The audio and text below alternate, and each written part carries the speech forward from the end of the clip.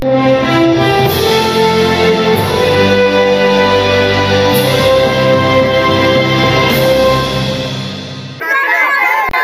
कयो।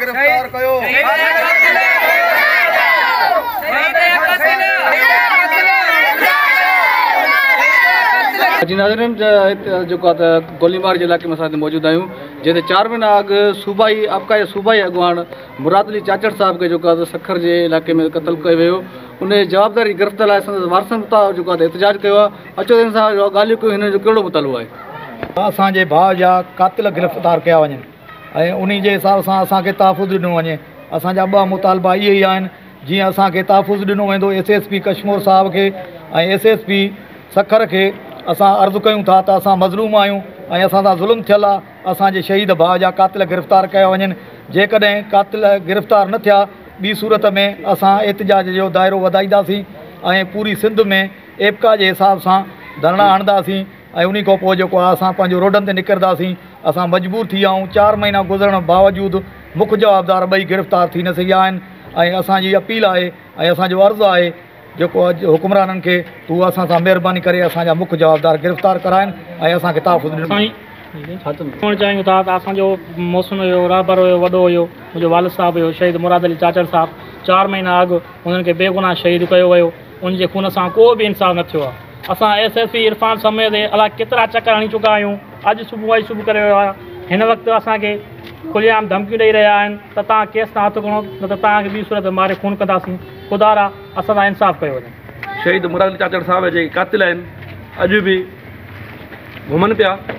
उन्हनि जा कातिल SSP इरफान अली समेत साहब गिरफ़्तार करण खां अलाए छो लवाए पियो। असां SSP कश्मीर सखर खां इहो मुतालबो कंदासीं त महिरबानी करे ख़ुदा रा असां सां इंसाफ़ कयो वञे। सूबाई अॻुवान मुराद अली चाचड़ साहब जा कातिल जेके आहिनि गिरफ़्तार करे असांखे इंसाफ़ ॾिनो वञे। पूरी सिंध गवर्नमेंट खां इंसाफ़ जी अपील कयूं था ऐं उन सां गॾोगॾु SSP कश्मीर अमजद शेख साहब जंहिंजो अॼु नालो गूंजे रहे पियो, असां उन खां मुतालबो कयूं था त असांखे बि तव्हां बि असांखे इंसाफ़ कयो ऐं तव्हां असांखे तहफ़ुज़ ॾियो। जीअं ईअं न थिए जीअं असांजो अॻे हिकु शहीद थी वियो आहे ऐं असांखे ॿियो को नुक़सानु न थी सघे। असांखे हिकु त कातिलनि जो भउ आहे त उहे असांखे धमकी ॾियनि था। अञा बि असां हिकु हिरासत थी विया आहियूं। असांजा ॿार तालीम खां महरूम थी विया आहिनि ऐं ॾिसो न हे एजुकेशन डिपार्टमेंट तमें वास्तो आहे असांजो हिकु शहीद थी वियो सूबाई अॻुवान। उन जॻह ते आहे उनजो भाउ बख़्श अली चाचड़ साहब सूबाई सदर आहे आपका जो। असांजो आपका प्लेटफार्म ते हीअ एहतजाज पूरी पाकिस्तान में थींदो ऐं जेकॾहिं असांखे हिकु ॿिनि में इंसाफ़ न मिलियो त असां इंडस बाईपास जेको आहे उहो बंदि कंदासीं। हा जी नाज़रीन, तव्हां संदसि वारसनि जूं ॻाल्हियूं ॿुधियूं। हिन जो इहो ई मुतालबो हो त 4 महीना गुज़री विया आहिनि, अञा तक सखर पुलिस जेको आहे जवाबदारनि गिरफ़्तार न करे सघी आहे। हिननि जेको आहे त 2 ॾींहंनि जो अल्टीमेटम ॾिनो आहे त 2 ॾींहंनि जे अंदरि जेको आहे जवाबदार गिरफ़्तार न कया त पूरे पाकिस्तान जे अंदरि आपका पारां तहरीक हलाई वेंदी। नज़ीर मिराणी, सोच TV, कंदकोट। सब्सक्राइब कयो असांजे पंहिंजे चैनल सोच TV खे ऐं बेल आइकन खे दबाइण कॾहिं बि न विसारींदा। सब्सक्राइब करें आपके अपने चैनल सोच TV को और बेल आइकन पर क्लिक करना ना भूलें।